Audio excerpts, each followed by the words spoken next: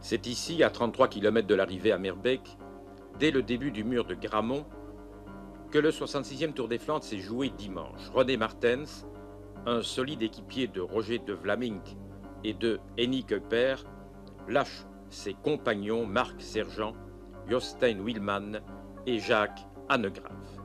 À ce moment précis, les meilleurs, ou soi-disant tels, en tête du peloton, sont à moins de 1 minute de l'attaquant. On croit que la course commence, qu'elle va nous offrir une finale passionnante. En fait, elle est déjà finie, car les vedettes à l'arrière se neutraliseront et elles ne reverront plus René Martens que sous la douche. Le Tour des Flandres, 15 jours après Milan-San Remo, repose le problème de la responsabilité des favoris. Je crois que de toute façon, il y a un peloton de vedettes importants. Ça a été, à mon avis, un beau Tour de Flandre pendant 180 km. Et puis après, ça a été un Tour des Flandres de marquage, de tactique, de technique, comme on a connu un petit peu dans Milan-San Remo. Je crois que c'est une répétition des grandes classiques. Mais on ne peut rien enlever à la victoire de Martens. Et je crois que Martens attendait sa chance. Il a gagné une belle course. Et naturellement, avec un certain abandon ou une certaine... peut-être un manque de possibilités des grands, parce qu'on s'imagine toujours que les grands sont toujours grands, mais j'ai l'impression que ça faiblit un petit peu et que certains coureurs prennent leur place, et tant mieux pour eux.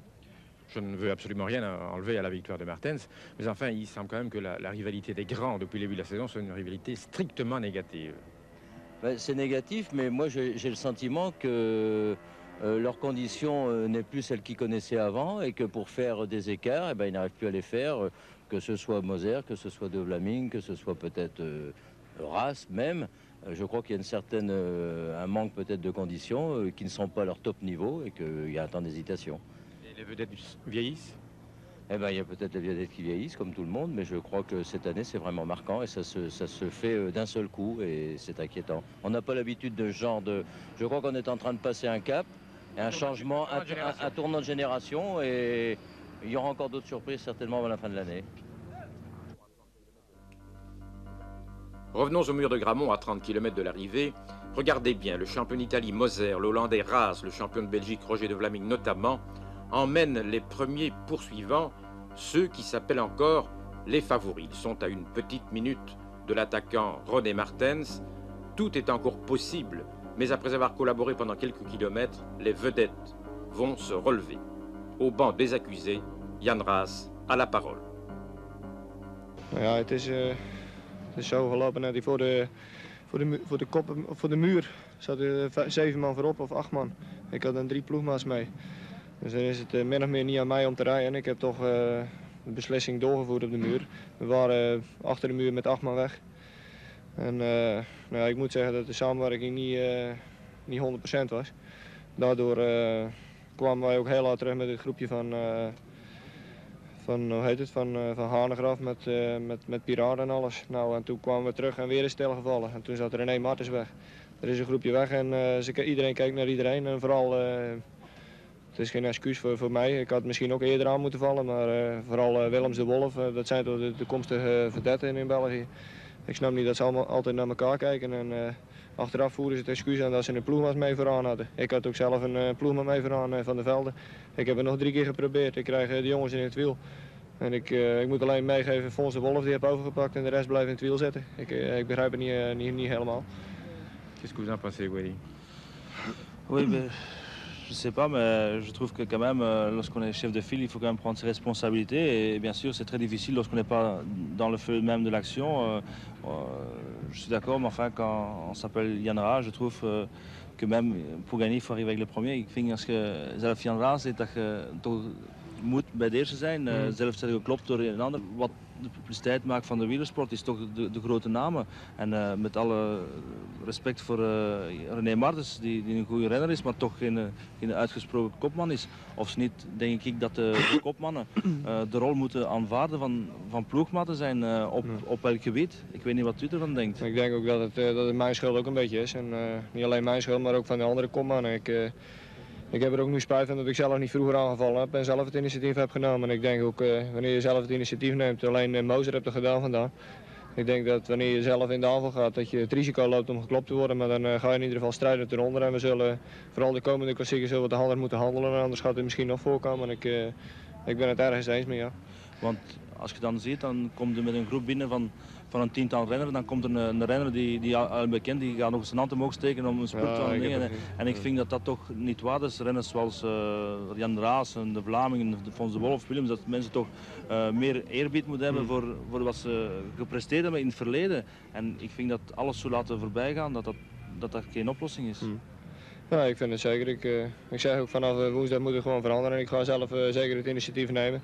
En hoe het dan afloopt in Wevelgem, dat zien we dan weer. Maar in ieder geval, ik heb nu begrepen dat het zo verder niet kan. En wanneer de andere jongens wanneer die andere jongens niet eens zijn met mij, dan ga ik in ieder geval in de aanval. En zeker vanaf woensdag. Ik denk dat dat de beste reactie dat je kunt hebben en hopen dat we woensdag een andere aankomst krijgen.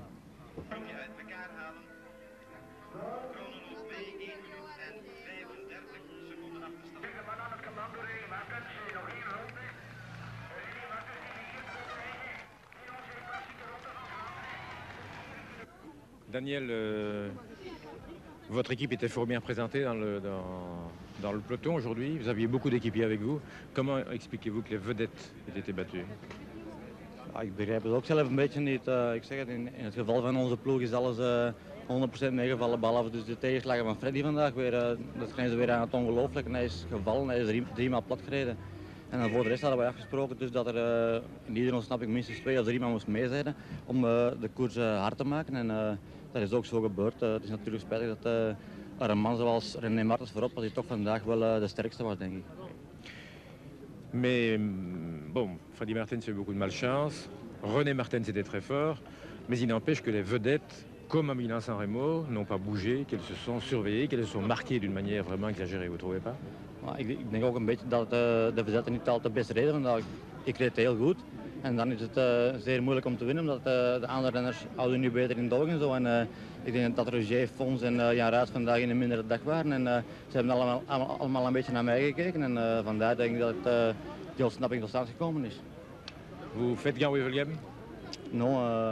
Nee, wij rijden de ronde van de Tarn als voorbereiding voor Luik-Bastenaken-Luik.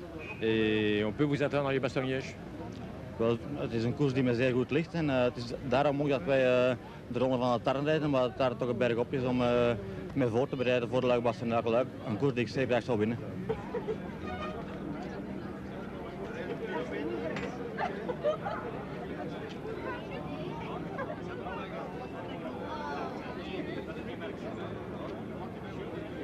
Ce n'est pas une course facile, c'est une course très très difficile et très très dure. Et j'ai l'impression que nous n'avons plus, comme il y a 2 ans par exemple, un Moser qui domine, c'est-à-dire, ou un Merckx, un coureur qui domine vraiment la course. Et qu'à ce moment-là, à certains niveaux, ils sont tous au même point et ils ont peur des difficultés. Ce qui fait que dans la finale, ils se retrouvent presque, pour ainsi dire, tous au même niveau. Et à ce moment-là, ce sont, je ne vais pas dire le deuxième plan, mais les moins surveillés qui en profitent.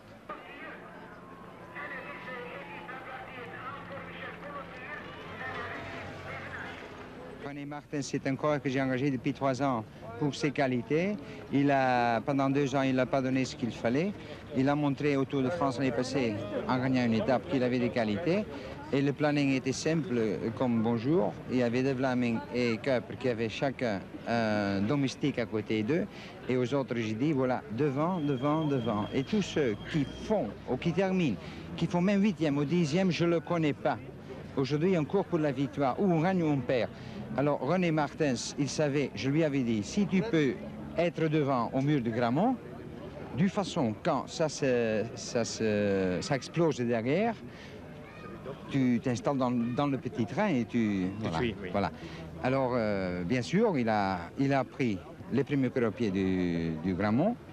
Il a tellement roulé en tête qu'il avait une avance considérable. Là, il a attendu un peu. Il a attendu quoi? Et qui? Les vedettes. Or, les vedettes ne sont pas venues. Je suis allé... Pourquoi? Je ne sais pas, parce qu'ils se regardent.